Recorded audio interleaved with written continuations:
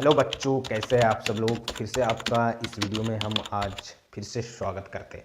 जैसे कि हमने कल के वीडियो यानी कि पुराने वीडियो में हमने बहुत सारे क्वेश्चन कर लिए हैं अवकलन गुणांक ज्ञात करने के, दो फलनों के गुणनफल और भागफल के जो इम्पोर्टेंट क्वेश्चन है, और पूरी की पूरी प्रश्नावली को हमने समाप्त कर दिया है। जो इम्पोर्टेंट क्वेश्चन है, जो बहुत ज़्यादा क्वेश्चन एग्ज़ाम में आते हैं, उनको हमने हर एक क्वेश्चन को कवर किया है। आप जाके देख सकते हैं पुराने वीडियो में।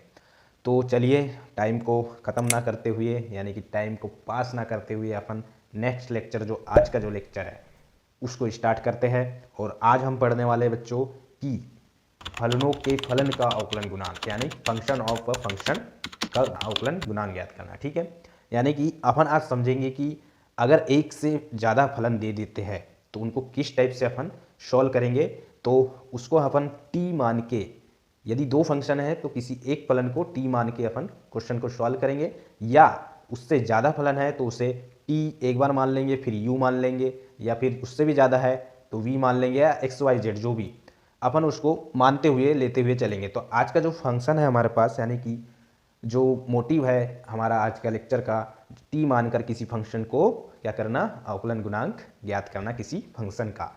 इसी नियम को अपन चैन नियम भी कहते हैं, यानी चैन रूल। यानी कि यदि एक से ज़्यादा फंक्शन है हमारे पास तो उसको चैन के रूप में, जैसे टी मान लिए फिर यू मान लिया, ऐसे चलते चलते अपन कितना भी लंबा है अवकलन गुणांक किसी फंक्शन का अपन ज्ञात कर सकते हैं। ठीक है, तो आइए हम समझेंगे कि किसी भी फलन के फलन का अवकलन गुणांक किस टाइप से ज्ञात करते हैं। सबसे पहले अपन डेफिनेशन समझ ली, जैसे कि मैंने अभी समझाया कि डेफिनेशन एकदम शुद्ध भाषा में समझाया हूँ। कोई भी अगर बच्चा नहीं समझ में आ रहा है, क्योंकि ये ऐसा चैप्टर है जो अगर टिपिकल भाषा में अपन समझाते हैं तो बच्चों को समझ में नहीं आता। जैसे कि मैंने समझाया कि किसी भी फंक्शन को टी मानकर सीधे सीधे अपन, जैसे कि बुक में समझाता है कि ये यहाँ से आया यहाँ से आया, उसमें ना जाते हुए अपन सीधे रीजनल लैंग्वेज में समझेंगे, है ना। तो किसी फंक्शन को अपन टी मानकर किसी एक फंक्शन, जैसे कि अभी मैं बताऊंगा तो और अच्छा सा समझ में आ जाएगा। दो फंक्शन दिए तो उसे एक फंक्शन को टी मान लो और आगे उसको करते हुए फिर उसका टी की वैल्यू को पुट करके अपन आगे बढ़ जाएंगे। यदि उससे ज़्यादा दिए हैं तो यू मान लो, ऐसे करते हुए अपन आगे बढ़ जाएंगे। ठीक है, चलिए डेफिनेशन समझते हैं थोड़ी सी। फलन के फलन का अवकलन गुणांक ज्ञात करना, इसी को इंग्लिश में बोलेंगे differential coefficient of function of function, यानी कि किसी फलन के फलन का अवकलन गुणांक ज्ञात करना। तो क्या होता है कि जैसे कि माना कोई साइन एक्स, ठीक है, अपन डेफिनेशन समझ रहे तो थोड़ा सा शॉर्ट में अपन डेफिनेशन समझ लेते हैं। ठीक है, माना sine e to the power x कोई फलन है, कोई फलन है, ठीक। ये जो फलन है ये कोई फलन है ना, sine e to the power X, क्या, sine e to the power x कोई फलन है, क्या है, कोई फलन है। यहाँ पे क्या दिख रहा है अपने को, दो फलन दिख रहे हैं ना, दिख रहे हैं ना। यदि अपन इसको टी मान लेंगे e to the power x को, तो क्या बन जाएगा, साइन टी, एक फलन बना। लेकिन उसी के अंदर छुपा है एक और फलन, तो अपन ने अभी तो माना है, ठीक है। उसी की जो आगे की प्रोसेस होते चले जाएगी, टी मान के यदि कोई फलन को अपन सॉल्व करते हैं तो आगे उसको कैसे सॉल्व करेंगे उसी को समझेंगे। ठीक है, तो क्या लिखे हमने, माना कोई फलन sine e to the power x कोई फलन है, ठीक है। यह फलन जो sine e to the power x है, यह जो फलन है किस पर निर्भर करता है, e to the power x पर निर्भर करता है। किस पर निर्भर करता है, यह फलन e to the power x पर निर्भर करता है। कैसे समझेंगे हम, आइए समझते हैं। यदि e to the power x ही नहीं है तो फिर साइन का कुछ अस्तित्व है क्या, आपको समझने की जरूरत है। यदि मैं साइन एक्स को हटा दूं तो साइन का कुछ अस्तित्व है, साइन बोलने से हो जाएगा, कोई फलन बन गया हो, नहीं। तो इसीलिए लिखा गया है यह फलन e to the power x के बिना अपूर्ण है ना। समझ में आया, क्या है, यह फलन e to the power x पर निर्भर करता है, निर्भर करता है। ये डेफिनेशन लिखने की आवश्यकता है, नोट कॉपी में आप लिखिए, है ना। तो अपने इतनी लाइन समझ में आ गई, अगर ना आई तो फिर से उसको रिपीट कीजिए, ठीक है, फिर से उसको पीछे जाके देखिए, ठीक। और अब आगे बढ़ेंगे, e to the power x किस पर निर्भर करता है, एक्स पर निर्भर करता है। कैसे समझेंगे, देखो चैन बनते जा रही है ना, एक दूसरे पे निर्भर है, एक दूसरे पे निर्भर है। यदि अपन चैन हट जाएगी तो मतलब चैन मतलब समझ रहे हैं अपन किस चीज़ को, ठीक है ना।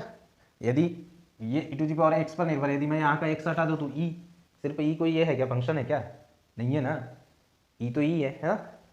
तो यदि मैं एक्स को हटा दूँ तो कोई निर्भर ही नहीं, तो इसको अपन क्या लिखेंगे, e to the power x पर निर्भर है, ठीक, इतना समझ में आया? क्या आया कि माना sine e to the power x कोई फलन है, ठीक है, e to the power x पर निर्भर करता है। कौन सा फलन? ये जो फलन है sine e to the power x, समझे? किस पर निर्भर करता है? e to the power x पर निर्भर करता है, और e to the power x x पर निर्भर करता है। ठीक है, इतना तो आ ही गया होगा क्योंकि मैं बहुत सिंपल भाषा में समझा रहा हूँ आपको, है ना। अतः जो फलन, अब आगे अपन जो फलन निकलेगा, ठीक है, समझे? यदि कोई फलन प्रत्यक्ष रूप से, यानी कि प्रत्यक्ष रूप से किस पर निर्भर नहीं करता? स्वतंत्र चर पर निर्भर नहीं करता, यानी कि प्रत्यक्ष रूप से ये जो स्वतंत्र चर है हमारा x, इस पर निर्भर नहीं करता। यहाँ पे प्रत्यक्ष रूप से इस पे निर्भर कर रहा है क्या? x पे नहीं कर रहा है ना। किस पे निर्भर कर रहा है? e to the power x पे कर रहा है, और यहाँ पे x पर कर रहा है। ठीक है, प्रत्यक्ष रूप से नहीं कर रहा है ना। हमारा जो फलन है पूरा का पूरा प्रत्यक्ष रूप से किसी स्वतंत्र चर पर निर्भर नहीं कर रहा है। ठीक है, स्वतंत्र चर अपन जानते ही है x है, ठीक है, स्वतंत्र चर प्रतंत्र चर आप जानते ही है। ठीक है, नहीं जानते तो उसका लेक्चर अपन कहीं और समझा देंगे, पूरे के पूरे चर क्या होते हैं, किस टाइप से होते हैं, वो कभी किसी वीडियो में समझाएंगे। तो अभी इतना समझिए कि x को स्वतंत्र चर कह रहे हैं। ठीक है, तो क्या हुआ? जो फलन प्रत्यक्ष रूप से, जो फलन फलन हमारे पास क्या है? Sine e to the power x, यानी कि जो फलन प्रत्यक्ष रूप से, प्रत्यक्ष यानी डायरेक्ट रूप से x पर निर्भर, यानी कि स्वतंत्र चर पर, स्वतंत्र चर पर निर्भर नहीं करता, नहीं करता है, यानी कि x पर निर्भर नहीं करता। स्वतंत्र चर क्या है हमारे पास? x। ठीक, यहाँ पे अभी अपन डेफिनेशन समझ रहे हैं, इन डेफिनेशन को समझो, बहुत इंपॉर्टेंट है। ये समझ में आ गई तो पूरे क्वेश्चन आप सॉल्व कर लोगे। यदि ये अभी कुछ बच्चे को नहीं आती है ऐसी डेफिनेशन, जब 12वीं क्लास में रहते हैं, मैक्सिमम लोगों को डेफिनेशन वगैरह समझ नहीं आती, लेकिन मैं इस भाषा में समझा रहा हूँ, समझ में आ जाएगी। अगर ये जो कुछ है कि नहीं समझना है तो आगे की अपन प्रोसेस देखें तो उसमें क्वेश्चन जब सॉल्व करेंगे अपन तो ऑटोमेटिकली हर चीज़ समझ में आ जाएगा। इतना सिंपल लैंग्वेज में समझाऊंगा। ठीक है, तो क्या हुआ? निर्भर नहीं करता, इतना समझ में आ गया। इसी को कहते हैं फलन का अवकलन गुणांक ज्ञात करना, यही है। और यही क्या कहलाता है? फलन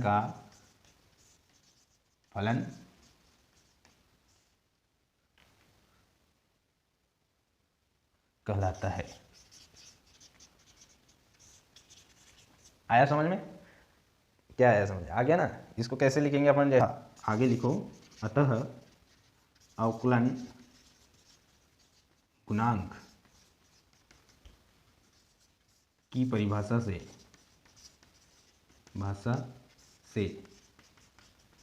ये जो परिभाषा है उसी के हिसाब से अपन एक फॉर्मूला बनेंगे, इसी के हिसाब से अपन हर एक क्वेश्चन को अप्लाई करेंगे इसको और क्वेश्चन सॉल्व करेंगे। ठीक है, तो क्या हो जाएगा? dy by D x equal to d y by D t, यानी कि किसी फलन को t मानकर करना, उसी टाइप से dt बाई डी यू।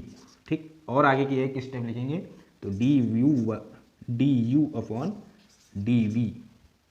ऐसा बढ़ाते बढ़ाते अपन एक चैन श्रृंखला बना लेंगे, उसी को क्या कहते हैं? Chain rule. इसी जो फलन का अवकलन गुणांक ज्ञात करने को क्या कहते हैं? Chain rule. क्या कहते हैं? Chain rule. ठीक, इतना समझ में आ गया? स्क्रीनशॉट ले सकते हैं ना।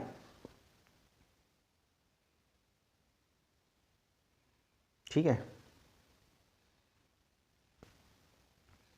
ये सॉरी यहाँ पे x आ जाएगा ना, ध्यान रखना है ना, मैं u लिख दिया। ठीक है,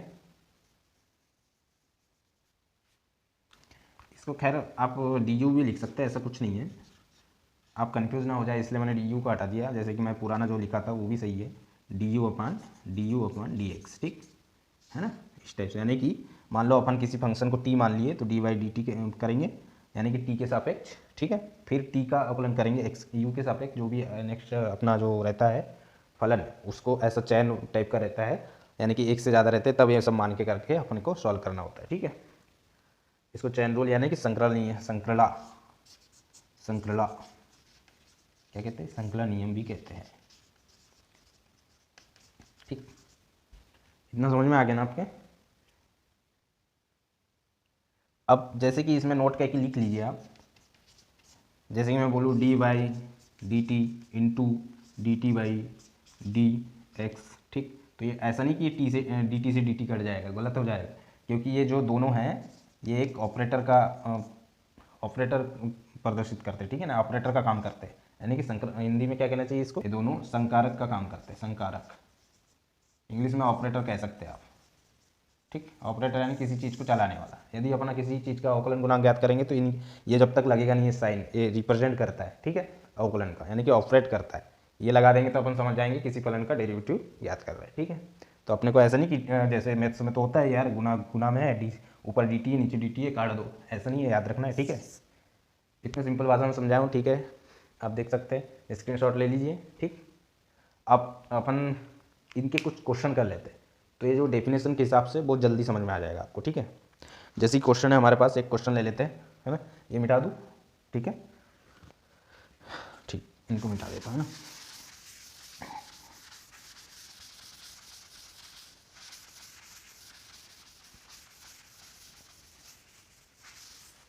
जैसे कि मैं एक क्वेश्चन लेता हूँ आपको, sine E to the power x ही लेते हैं, ठीक है।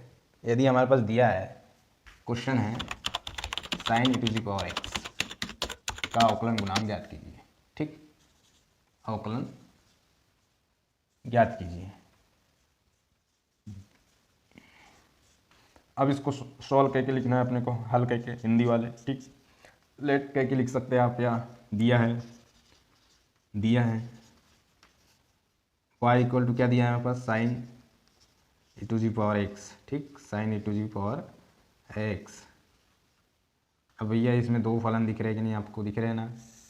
अब इसको अपन क्या करेंगे, ये जो डेफिनेशन की जो अपन ने अभी डेफिनेशन पढ़े उसके हिसाब से अपन ये जो फलन है, इतना दो फलन है, ई टू जी पावर एक्स को टी मान लेंगे। क्या मान लेंगे, इक्वेशन नंबर 1 दे दो इसको, दिए गए फंक्शन में माना E to the power x equal to T, क्या मान लो, टी मान लो, ठीक है, अपनी तरफ से टी मान लो। डेफिनेशन के हिसाब से अपन क्वेश्चन को हल करना है। इसमें इतनी प्रैक्टिस लाना है कि अभी जो क्वेश्चन आएंगे जो सिंपल इनको देखते से अपन टी मान के क्वेश्चन को सॉल्व कर सकते हैं, ठीक है। जैसे मैं इसका देखते से बता दूंगा, क्या हो जाएगा इसका, ई to the power X cos T, यानी कि कॉस टी, यानी कि cos E to the power X, E to the power X cos E to the power X, इसका आंसर आ जाएगा। चलिए सॉल्व करते हैं। तो भैया अपन ने क्या क्या मानना है, ई टू जी पावर एक्स का डी टी मान लिया है ना, तो इसको अपन आगे की स्टेप क्या करेंगे, d by D x E to the power x, ठीक है ना, इसका d T by D x हो जाएगा। भाई अवकलन करेंगे ना अपन, इसको पहले ही सॉल्व कर लेते, तो E to the power x का ई टू जी पावर एक्स आ जाएगा, D T by D x equal to क्या आया, D T by D x equal to E to the power X आया, ठीक है। अब अपन इक्वेशन नंबर को सॉल्व करते हैं, तो अपन ने E to the power x equal to T माना है, तो वाई इक्वल टू क्या हो जाएगा, साइन टी, ठीक, साइन टी हो गया। इतना समझ में आया कि नहीं बताओ, फिर से समझाता हूँ। दिया गया फंक्शन है हमारे पास y equal to sine E to the power x है, ठीक है। तो अपन ने E to the power x equal to क्या मान लिया, टी मान लिया, तो ये एक फंक्शन बन गया ना भैया, फंक्शन बना क्या नहीं। अब इसी को अपन क्या करेंगे, आगे सॉल्व कर लेते हैं, यानी कि इसी को यहीं पे हल कर लेते हैं। तो E to the power x का ई टू जी पावर एक्स हो गया, एक्स के सापेक्ष अवकलन करने पर, और टी का क्या करेंगे अपन, एक्स के सापेक्ष, तो D T by D x हो गया, है ना। तो अपन इसको, ये ऑपरेटर बन गया कि नहीं एक, तो operator equal to E to the power x ही आया, तो D T by D x equal to E to the power X आ गया, ठीक है। अब क्या करेंगे अपन, ये जो है इसको इसके सापेक्ष करेंगे अपन, अवकलन करेंगे, ठीक है। तो क्या हो जाएगा इसका, d by D x equal to D by D T sine t d T by D x, ठीक, ऐसा लिखेंगे। आया समझ में, नहीं आ रहा समझ में, अरे भैया ये अब टी के फंक्शन में आ गया ना, पहले एक्स रहता था तो अपन एक्स के सापेक्ष अवकलन करने पे लिखते थे, अब टी है तो टी के सापेक्ष लिखेंगे। तो इसको क्या लिखेंगे कि यहाँ पे एक स्टेप लिख दो, दिए गए फंक्शन को टी के सापेक्ष अवकलन करने पर टी के सापेक्ष करेंगे तो इसका क्या हो जाएगा, कॉस टी। भाई साइन टी का अवकलन गुणांक क्या होता है, या कॉस साइन एक्स का कॉस एक्स होता है ना, तो इसको क्या लिखेंगे, कॉस टी। और D T by D x की वैल्यू अपने मालूम है क्या है, ई टू जी पावर एक्स है, यहाँ से लिखो, पहले ही सॉल्व कर लिया अपन ने, तो क्या आ जाएगा, e to the power x. अब हमने टी इक्वल टू क्या माना है, ई टू जी पावर एक्स, तो यहाँ पे पुट कर दो टी की value, cos E to the power x into E to the power x, यह आंसर होगा इसका। समझ में आ गया। तो इसको और इस टाइप से भी लिख सकते हैं, E to the power X cos E to the power x, यह आंसर होगा इसका, समझे। नहीं आया समझ में? अभी भी नहीं आया? नहीं आया तो इसको फिर से मैंने जितना समझाया इसको बार बार रिपीट करके देखो तो आपको ऑटोमेटिकली समझ में आ जाएगा। ठीक है, इसका आंसर यही होगा, है ना? ठीक है,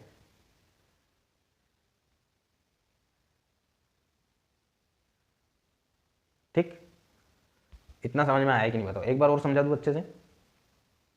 ठीक है, देखो हमारे पास क्वेश्चन दिया है sign to the power x, यानी कि दो फलन है। फलन का फलन अपन पढ़ रहे हैं अभी। तो भैया जैसे कि मैंने डेफिनेशन बताया था कि कोई फलन, माना कोई फलन है हमारे पास, तो चलो डेफिनेशन तो अपन समझ लिए, उसको देख लीजिए। तो भैया यहाँ पे दो फलन दिए हैं, ठीक है ना, छुपे हुए हैं यहाँ पे। ठीक, समझ नहीं आ रहे तो अपन क्या करना है, पहले जो अब इकट्ठे तो याद इसको तोड़ नहीं कर नहीं सकते ना, अवकलन गुणांक गलत आ जाएगा। तो अपन पहले e to the power x को क्या मान लेंगे, टी मान लेंगे। तो दिया है कि लिखो y equal to sine E to the power x equal to, ये सॉरी इक्वेशन नंबर 1 दे दो इसको। ठीक है, तो अब अपने को ये जो दिख रहा है e to the power x, इसके इक्वल टू टी मान लेना है ना। जब टी मान लेंगे तो ये एक अलग से फलन बना कि नहीं, फंक्शन बन गया ना एक, e to the power x equal to 2। Function तो नहीं बना, इसी को अपन दोनों तरफ ऑपरेट लगा लेंगे, ऑपरेटर, यानी कि डी बाई डी एक्स, यानी कि ई टू जी पावर एक्स का अवकलन कर लेंगे और ये टी का भी अवकलन करेंगे दोनों पक्षों में। ठीक है, समझाने के लिए मैं ऐसा समझा रहा हूँ एकदम। तो अपन जब करेंगे इसका ई टू जी पावर एक्स का ई टू जी पावर एक्स ही हो गया और D T by D x हो गया, है ना। तो D T by D x equal to निकल गया, क्योंकि आगे की प्रोसेस में ये आ जाएगा। तो अब जो हमने टी माना है उसको y equal to sine t लिखो। ठीक, ये एक फंक्शन बन गया अलग से। अब इसको दिए गए जो फलन है वाला, इसको टी के सापेक्ष अपने को क्या करना है, अवकलन गुणांक करना है। तो टी के सापेक्ष करेंगे तो D by D x equal to D by D T sine T. ठीक, sine T into D T by D X. समझ में आ गया? इतना नहीं आ रहा है? आ गया है, ठीक, काफ़ी आ गया। तो साइन टी का क्या हो जाएगा, कॉस टी हो जाएगा। और D T by D x equal to हमने क्या निकाला, E to the power x. तो E to the power x, तो कॉस टी, टी की वैल्यू क्या है, ई टू जी पावर एक्स, तो पुट कर देंगे अपन cos E to the power x into E to the power X, ये आंसर होगा। बहुत सिंपल है यार, आप बार बार समझोगे समझ में आ जाएगा। ठीक है, और एक क्वेश्चन देख लेते तो और अच्छा समझ में आ जाएगा। ठीक है, जो इम्पोर्टेंट क्वेश्चन है आते हैं एग्जाम में काफ़ी बार, उन्हीं को समझ रहे हैं ना। जैसे कि मैं एक फंक्शन ले लेता हूँ, इसी की जगह ई टू जी पावर एक्स की जगह मैं एक्स स्क्वायर लिख देता हूँ, यानी कि क्या बन गया, साइन एक्स स्क्वायर। ठीक है, अब मान लो वाई इक्वल टू क्या दिया है हमारे पास, दिया है क्या लिखना है अपने को, साइन एक्स स्क्वायर। ठीक, ये दिया है ना, इसको इक्वेशन नंबर 1 दे दो। माना लिखो X square equal to T. अपन को मान लेना है कि भैया एक फलन है ना यहाँ पे, इसको अपन टी मान लेंगे, एक्स स्क्वायर को टी मान लेंगे। तो क्या हो जाएगा, इसको अपन करेंगे तो D by D x x square equal to d T by D x. ठीक, ये प्रोसेस सीख जाओ, ऐसे ही लिखना। अगर ज़्यादा एक्सपर्ट बन जाओगे तो ये सब लिखने की जरूरत नहीं है। जैसे मैं डायरेक्ट लिख दूंगा t to x equal to d T by D x. Expert बन जाओगे तब ऐसा डायरेक्ट लिख लेना, क्योंकि अवकलन तो पढ़ते आ रहे हो ना तुम पहले से ही। भैया इतनी एक्सपर्ट बन ही गए होगे कि छोटे मोटे जो फलन है उनका ऑटोमेटिकली देख के आप कर लो। 2x हो गया, x पे 3 की घात हो गई, x पे 4 की घात हो गई, सीधे बता दिया करो। तो मैं इसको समझाने के लिए इतना लिख रहा हूँ, है ना। तो एक्स स्क्वायर का क्या हो जाएगा, 2x हो जाएगा upon D T by D x. ये निकल के आ गया। ठीक है, अब इसमें लिखो y equal to sine T. ठीक है, साइन टी। अब ये जो फलन है हमारे पास, इसको t के सापेक्ष अपन क्या करेंगे, अवकलन गुणांक कर देंगे, है ना। तो क्या हो जाएगा, डी बाई डी एक्स, हाँ, d by D x equal to D by D T sine T into D T by D x, ये आ जाएगा। ठीक है, यहाँ एक स्टेप लिखना है टी के सापेक्ष अपने को अवकलन करने पर। तो क्या हो जाएगा भैया, साइन टी का कॉस टी, साइन एक्स का क्या होता है, कॉस एक्स, अवकलन गुणांक। तो इसको क्या लिख देंगे अपन, कॉस टी, कॉस टी है ना, ऐसे लिखना है आपको, कॉस टी। अब d T by D x हमारे पास निकला हुआ है ऑलरेडी, कहाँ निकला है, d T by D x equal to क्या है, 2x। तो यहाँ पर 2x लिख दो। अब टी की वैल्यू क्या है, कॉस टी में अपन टी की वैल्यू पुट करेंगे ना, टी के इक्वल टू अपने क्या माना है, एक्स स्क्वायर के इक्वल टू टी माना है। तो लिख दो इसको कॉस टी की जगह, cos x square into 2x, ये आंसर हो गया। अब ये 2x को आगे लिखना है तो ऐसे भी लिख सकते हैं, 2x into cos x square, ये भी आंसर हो सकता है। बड़ा सिंपल है ना, 2x into cos x square, इसका आंसर हो जाएगा। ठीक है, यहाँ पे आप चूँकि लिख दो कि भैया हमने टी इक्वल टू चूँकि t equal to x square तो माना है प्रश्न, ठीक है। ऐसे तो ये जो है अपन फलन के फलन का अवकलन गुणांक अभी देखे हमने, एग्जाम्पल देखे, जो डेफिनेशन देखे वो भी देखे, और कुछ एग्जाम्पल जो है वो भी समझा के देखे, ठीक है। हर एक क्वेश्चन को अपन कवर करेंगे। अभी जो पहला लेक्चर है हमारा वाला फलन के फलन का अवकलन गुणांक यानी कि differential coefficient of a function of a function, ठीक। इनका अपन ने अभी डेफिनेशन पढ़ लिया, नियम क्या कहता है, किस टाइप से अपन क्वेश्चन सॉल्व करते हैं, 2 क्वेश्चन सॉल्व करके देख लिए।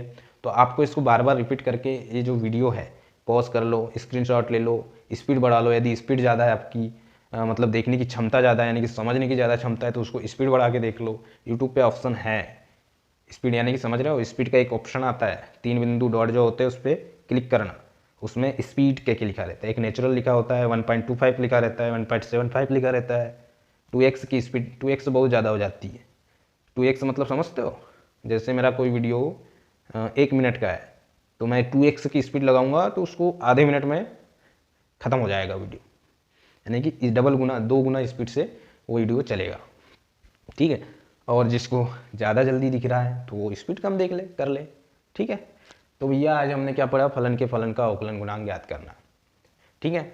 आपको स्क्रीनशॉट लेना है ले लो, जैसे कि मैंने समझाया, बार बार आपको समझा रहा हूँ, हर एक वीडियो में अच्छे से समझा रहे हैं अपन, धीरे धीरे चल रहे हैं ताकि जो ट्यूशन ना जा सकते हो बच्चे, अपने घर के थोड़े से मतलब फाइनेंशियल थोड़ी सी उनकी कंडीशन थोड़ी ख़राब है, जो ट्यूशन आज के ज़माने में काफ़ी महंगा हो चुका है, तो उन बच्चों के लिए अपन ने ये सीरीज स्टार्ट की है। वह ये जो वीडियो है इनको देख सकता है और अपने जो नंबर है 100 में से कम 95 तो लेके आ सकता है। अगर रेगुलर मेरे साथ जुड़ा है तो 99 भी ले आ सकता है, क्योंकि मैथ्स एक ऐसी चीज़ है 100 में 100 लाने की औकात आपको देता है मैथ्स, बाकी सब्जेक्ट नहीं देगा।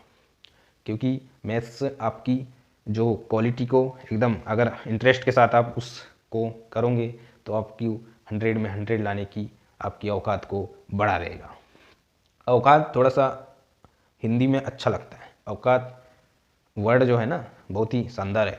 तो भैया मैथ्स को पढ़ो और अपनी औकात बढ़ा लो नंबर लाने की, समझे।